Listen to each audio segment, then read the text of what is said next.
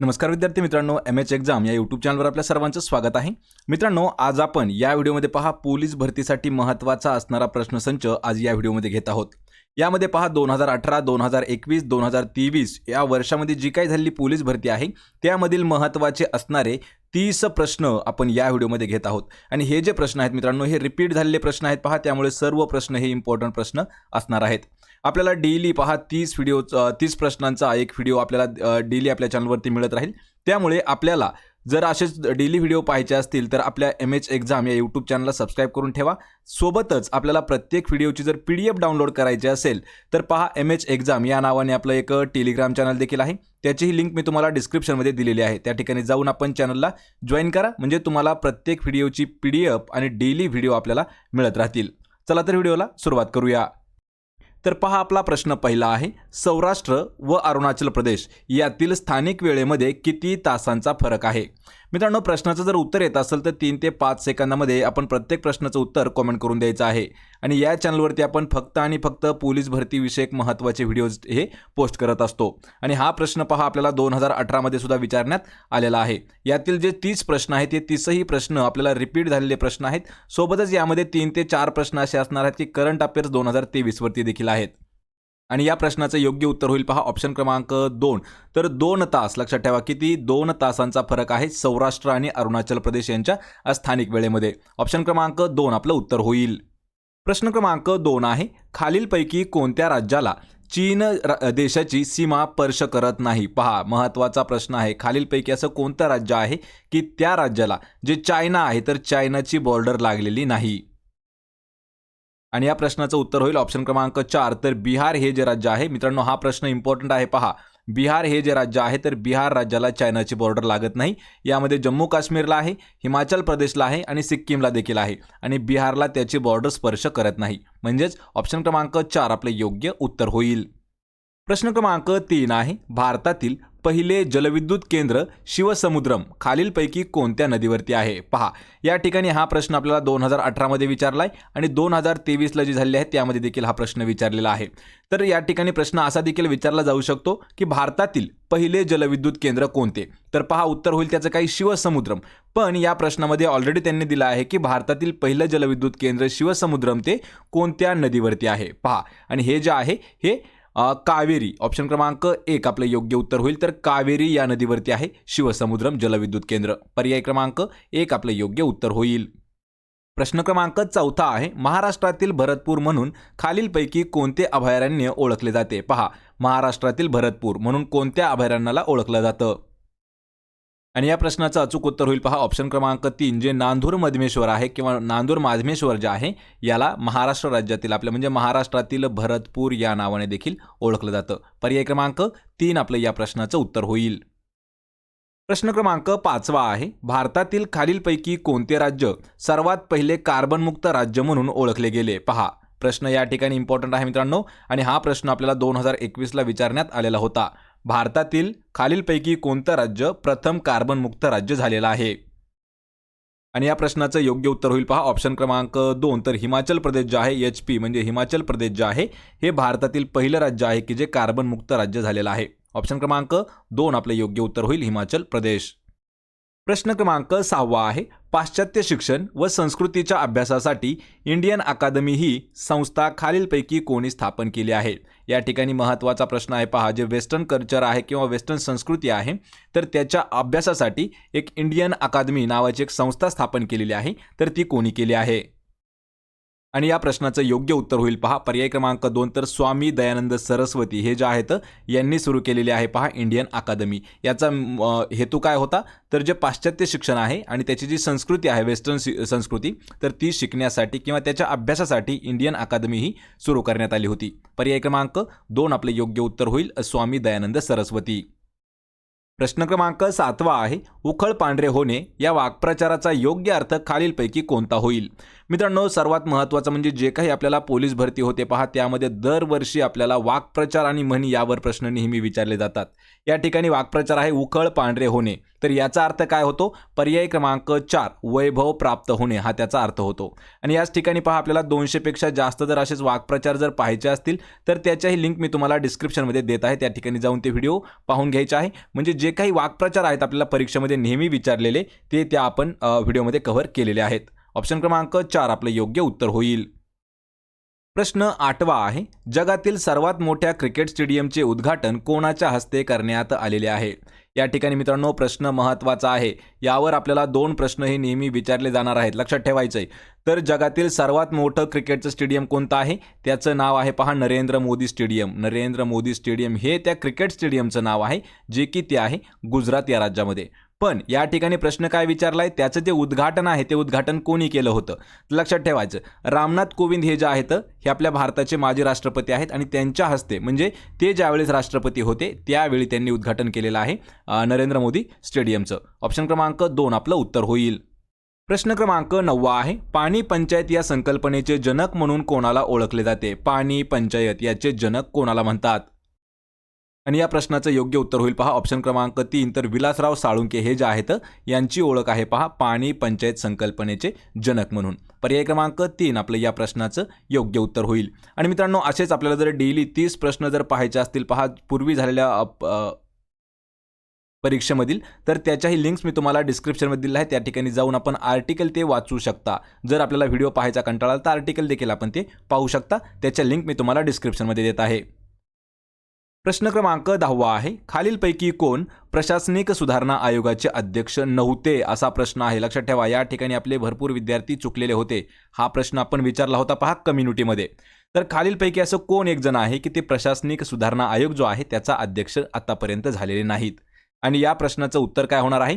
पर्याय क्रमांक 4, तर R.S. सरकारिया हे जे आहेत हे सुधारणा आयोगाचे अध्यक्ष झालेले नाहीत. यामध्ये पहा वीरप्पा मोईली, मोरारजी देसाई आणि के हनुमंतय्या हे जे आहेत हे तिघही अध्यक्ष राहिलेले आहेत.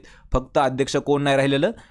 R.S. सरकारिया. पर्याय क्रमांक 4 आपलं योग्य उत्तर होईल.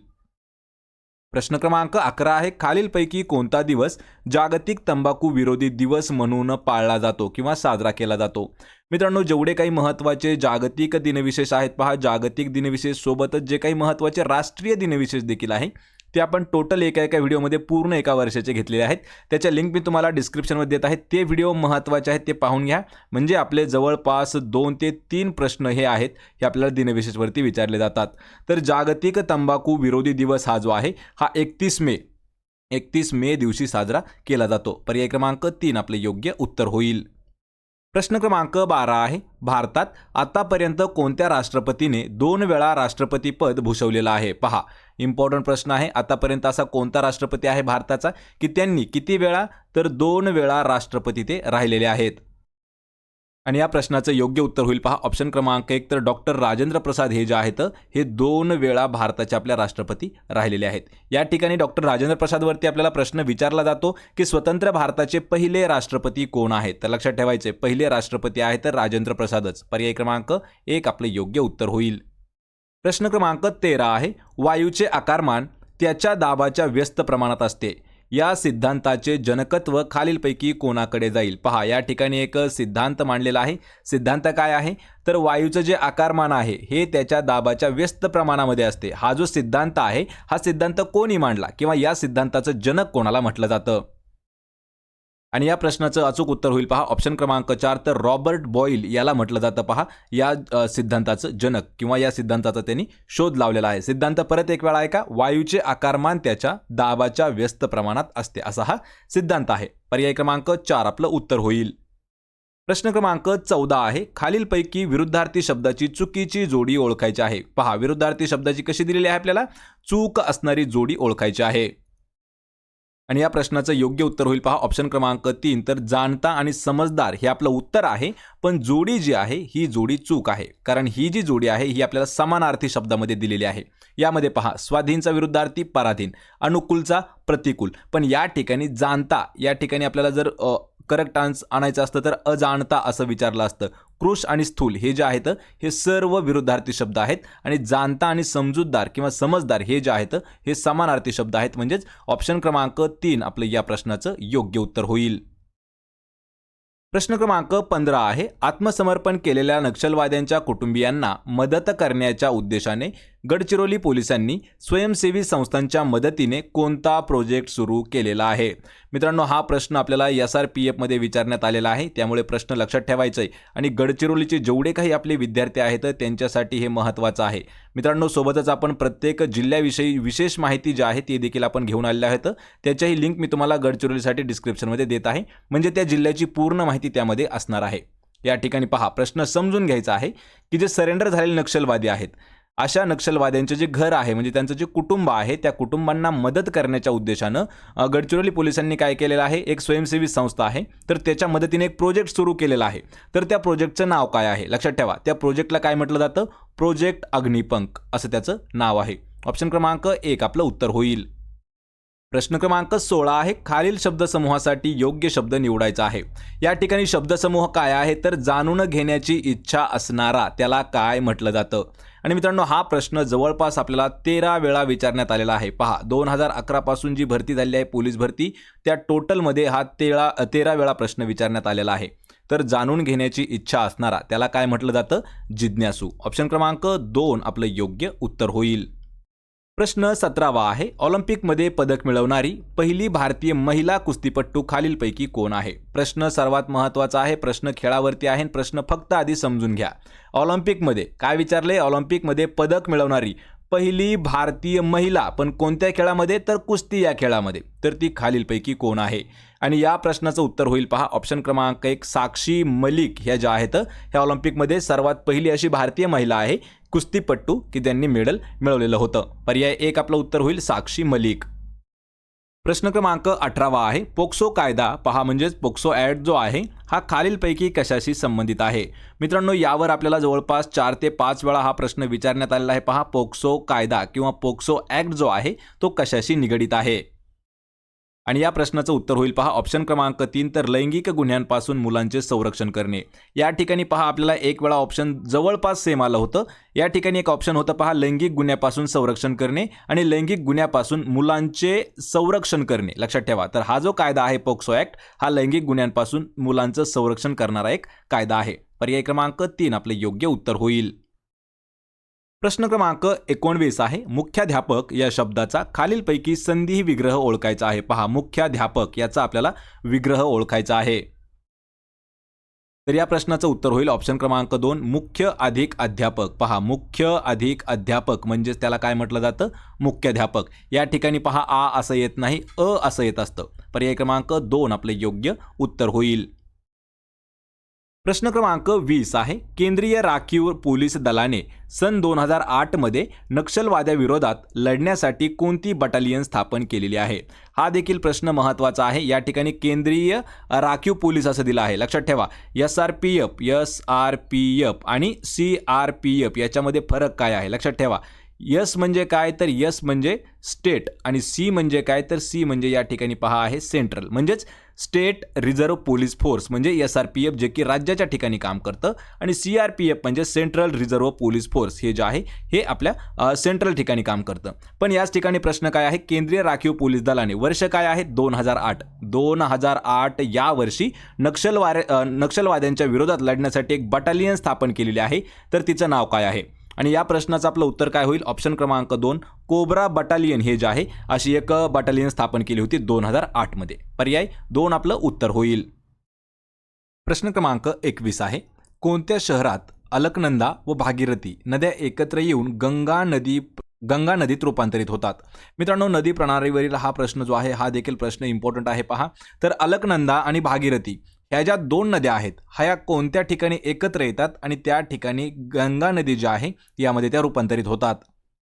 या प्रश्नाचं उत्तर होईल पहा पर्याय क्रमांक 1 जे देवप्रयाग आहे। पहा मित्रांनो, प्रश्न हा महत्त्वाचा आहे। देवप्रयाग हे जे ठिकाण आहे या ठिकाणी कोणत्या दोन नद्या आहेत? पहिली आहे अलकनंदा आणि दुसरी जी आहे ती आहे भागीरथी। या दोन नद्या देवप्रयाग या ठिकाणी एकत्र येतात आणि गंगा नदीमध्ये त्या रूपांतरित होतात। पर्याय क्रमांक 1 आपलं उत्तर होईल। प्रश्न क्रमांक 22 आहे महिलांना अल्प दरामध्ये सॅनिटरी नॅपकिन देण्याच्या उद्देशाने महाराष्ट्र सरकारने 8 मार्च 2018 पासून कोणती योजना सुरू केलेली आहे? मित्रांनो, हा प्रश्न इम्पॉर्टंट आहे। पहा, यावरती आपल्याला 2 वेळा प्रश्न थोडासा अल्टरनेट विचारण्यात आला होता।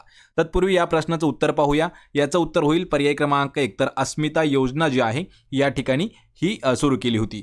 तर पहा, या ठिकाणी सर्वात पहिलं म्हणजे 8 मार्च हा जो दिवस आहे हा जागतिक महिला दिन म्हणून साजरा केला जातो आणि जागतिक महिला दिन जो होता 8 मार्च 2018चा, तर तेव्हापासून जे महाराष्ट्र सरकार आहे तर महाराष्ट्र सरकारने अस्मिता योजना या नावाची एक योजना सुरू केली होती। तर या योजनेचा उद्देश काय होता की ज्या राज्यामधील महिला आहेत त्यांना कमी दरामध्ये सॅनिटरी नॅपकिन देण्याचा उद्देश होता पहा अस्मिता योजनेचा। पर्याय क्रमांक 1 आपलं योग्य उत्तर होईल। प्रश्न क्रमांक 23 आहे भारत आणि जपान यांच्या दरम्यान लष्कर दलाचे कोणते युद्ध सराव आयोजित करण्यात येतात? प्रश्न हा देखील महत्त्वाचा आहे। प्रत्येक स्पर्धा परीक्षामध्ये आपल्याला भारतासोबत जे काही लष्करी सराव होतात दुसऱ्या देशाचे त्यावरती आपल्याला नेहमी प्रश्न विचारले जातात। तर याच ठिकाणी पहा, भारत आणि जपान या दोन देशांमध्ये एक लष्कर दलाचा युद्ध सराव आयोजित केला जातो, तर तो कोणता आहे? या प्रश्नाचं योग्य उत्तर होईल पहा ऑप्शन क्रमांक 1 तर धर्मा गार्डियन। मित्रांनो, हा प्रश्न महत्त्वाचा आहे। धर्मा गार्डियन हा जो एक युद्ध सराव आहे हा जपान आणि भारतामध्ये आयोजित केला जातो। पर्याय 1 आपलं योग्य उत्तर होईल। प्रश्न क्रमांक 24 आहे महाराष्ट्रातील पहिले वन्यजीव अभयारण्य 1958 मध्ये कोणत्या जिल्ह्यात स्थापन करण्यात आले? हा जो प्रश्न आहे हा प्रश्न महत्त्वाचा आहे, कारण हा जो प्रश्न आहे हा वनरक्षक भरतीसाठी जशाच तसा प्रश्न विचारण्यात आला होता आणि 2018ला जी पोलीस भरती झाली होती पहा अमरावतीसाठी, त्या देखील हा प्रश्न विचारण्यात आला होता। महाराष्ट्रातील पहिलं वन्यजीव अभयारण्य हे जे आहे हे 1958 साली स्थापन करण्यात आलं होतं आणि ते जे आहे ते कोल्हापूर म्हणजेच पर्याय क्रमांक 4 कोल्हापूर या जिल्ह्यामध्ये स्थापन करण्यात आलेलं होतं। ऑप्शन 4 आपलं उत्तर होईल। प्रश्न क्रमांक 25 आहे देशातील सर्वात मोठ्या भारतीय स्टेट बँकेच्या अध्यक्षपदी पहिल्या महिला अध्यक्ष म्हणून कोणाची निवड करण्यात आली होती? हा देखील प्रश्न महत्त्वाचा आहे। भारतातील सर्वात मोठी स्टेट बँक कोणती आहे? तर SBI State Bank of India ही जी आहे ही सर्वात मोठी आहे आणि याच्या अध्यक्षपदी पहिली महिला अध्यक्ष म्हणून कोण ओळखली जाते? या प्रश्नाचं उत्तर होईल पर्याय क्रमांक 3 तर अरुंधती भट्टाचार्य ह्या ज्या आहेत पहा भारतीय स्टेट बँक जी आहे त्याच्या पहिल्या महिला अध्यक्ष म्हणून त्यांची निवड करण्यात आली होती। ऑप्शन क्रमांक 3 आपलं या प्रश्नाचं उत्तर होईल। प्रश्न क्रमांक 26 आहे जगातील सर्वात मोठा हस्तकला मेळावा म्हणून ओळखला जाणारा सूरजकुंड मेळावा किंवा सुरजाकुंड मेळावा 2020 या वर्षी खालीलपैकी कोणत्या राज्यामध्ये सुरू झालेला आहे? प्रश्न सर्वात मोठा आहे आणि सर्वात महत्त्वाचा प्रश्न आहे। जगातील सर्वात मोठा हस्तकला मेळावा हा जो आहे हा सुरजाकुंड जो आहे तो 2020 या साली कोणत्या राज्यामध्ये सुरू झालेला आहे? तर या प्रश्नाचं अचूक उत्तर होईल ऑप्शन क्रमांक 1 तर हरियाणा। लक्षात ठेवा, हरियाणा या राज्यामध्ये सुरजाकुंड जो आहे हा 2020 साली सुरू करण्यात आलेला एक कार्यक्रम आहे किंवा एक उपक्रम आहे, एक त्याला आपण म्हणू शकतो पहा तो मेळावा आहे। ऑप्शन क्रमांक 1 हरियाणा आपलं उत्तर होईल। प्रश्न क्रमांक 27 आहे महर्षी कर्वे यांनी ग्रामीण भागात शिक्षण प्रसार करण्यासाठी डॅश ही इसवी सन 1936 मध्ये संस्था उघडली। या ठिकाणी मित्रांनो आपल्याला 2 प्रश्न या ठिकाणी देखील तयार होतात पहा। तर पहिला प्रश्न काय आहे, महर्षी कर्वे यांनी कोणत्या वर्षी ग्रामीण भागात शिक्षण प्रसार करण्यासाठी संस्था उघडली? 1936 साली उघडली। त्या संस्थेचं नाव काय होतं लक्षात ठेवायचंय, पर्याय क्रमांक 4 या ठिकाणी पहा ग्राम हा शब्द वरती आलेला आहे आणि ती जी मंडळ होतं किंवा संस्था होती ती होती ग्राम प्राथमिक शिक्षण मंडळ, हा शब्द खालचा आहे लक्षात ठेवायचंय। ग्राम प्राथमिक शिक्षण मंडळ याची जी स्थापना आहे 1936 साली करण्यात आलेली आहे, केलेली आहे कोणी? महर्षी कर्वे यांनी। पर्याय 4 आपले योग्य उत्तर होईल। प्रश्न क्रमांक 28 आहे प्रत्येक गावात एक ग्रामपंचायत असेल अशी तरतूद मुंबई ग्रामपंचायत अधिनियम 1958च्या कोणत्या कलमात करण्यात आलेली आहे? या ठिकाणी देखील आपल्याला 2 प्रश्न तयार होतात। पहिला प्रश्न आहे की जी ग्रामपंचायत आहे लक्षात ठेवा ते कोणता अधिनियम आहे? 1958चा 1958च्या अधिनियमानुसार करण्यात आलेली आहे पहा ग्रामपंचायत आणि ही कोणत्या कलमामध्ये येते? तर कलम 5 पर्याय क्रमांक 3 कलम 5 मध्ये पहा ही एक तरतूद करण्यात आलेली आहे। पर्याय 3 आपलं उत्तर होईल। प्रश्न क्रमांक 29 आहे, भारतीय संविधानाच्या कोणत्या अनुच्छेदानुसार मंत्री परिषद लोकसभेला उत्तरदायी असते? या ठिकाणी मित्रांनो हा देखील प्रश्न आपल्याला 3 वेळा विचारण्यात आलेला आहे. पहा, प्रश्न समजावून घ्यायचा आहे. तर भारतीय संविधानाच्या कोणत्या अनुच्छेदानुसार मंत्री परिषद लोकसभेला उत्तरदायी असते? आणि या प्रश्नाचं उत्तर होईल पर्याय क्रमांक 1 तर अनुच्छेद 75. अनुच्छेद 75 नुसार पहा, मंत्री परिषद जी आहे लोकसभेला उत्तरदायी असते. पर्याय क्रमांक 1 आपलं योग्य उत्तर होईल. प्रश्न क्रमांक 30 आहे, ग्रामपंचायत निवडणुकीमध्ये पहिल्यांदा 50% आरक्षण महाराष्ट्रामध्ये कोणत्या वर्षापासून देण्यात आलेले आहे? लक्षात ठेवा, ग्रामपंचायत निवडणुकीमध्ये सध्या महाराष्ट्रामध्ये महिलांना 50% आरक्षण आहे, पण ते 50% आरक्षण कोणत्या वर्षापासून किंवा कोणत्या सालापासून सुरू करण्यात आलेलं आहे? आणि या प्रश्नाचं योग्य उत्तर होईल पर्याय क्रमांक 2 तर 2011 या वर्षापासून सुरू करण्यात आलेला आहे. पहा, 50% महिलांना आरक्षण ग्रामपंचायत निवडणुकीमध्ये. पर्याय क्रमांक 2 आपलं या प्रश्नाचं योग्य उत्तर होईल. तर मित्रांनो, हे होते पहा 30 असणारे महत्त्वाचे प्रश्न. या 30 पैकी किती प्रश्नाचे उत्तर आपल्याला देता आले हे मला कमेंट करून नक्की सांगा. व्हिडिओ जर आवडला तर आपल्या व्हिडिओला लाईक करा, मित्रांमध्ये व्हिडिओ शेअर करा आणि आपल्या MH एक्झाम या यूट्यूब चॅनलला देखील सबस्क्राईब करून ठेवा. म्हणजे मित्रांनो तुम्हाला डेली याच पद्धतीचे व्हिडिओ जे आहेत हे पाहायला मिळतील. सोबतच पहा, प्रत्येक व्हिडिओची PDF आपण देत असतो. पहा, PDF डाउनलोड करण्यासाठी MH एक्झाम हे आपलं एक टेलिग्राम चॅनल आहे, त्याची देखील लिंक मी तुम्हाला डिस्क्रिप्शनमध्ये दिलेली आहे. त्या ठिकाणी जाऊन आपण त्याला जॉईन करा. म्हणजे त्या ठिकाणी आपल्याला प्रत्येक व्हिडिओची PDF जी आहे ही फ्रीमध्ये उपलब्ध करून दिलेली आहे. कारण येणारी जी 2024ची पोलीस भरती असणार आहे मित्रांनो, ही सर्वात महत्त्वाची भरती असणार आहे. कारण यामध्ये पहा 2018 पासून ते 2023 पर्यंतच्या आपण प्रत्येक जिल्ह्याचे प्रश्न जे आहेत आपण हे घेण्याचा प्रयत्न करणार आहोत. आजपासून ही आपली सिरीज सुरू झालेली आहे, त्यातील हा पहिला व्हिडिओ आपला ठरलेला आहे. आपण भेटूया पुढच्या एका अशाच नवीन व्हिडिओमध्ये. तोपर्यंत जय हिंद, जय महाराष्ट्र.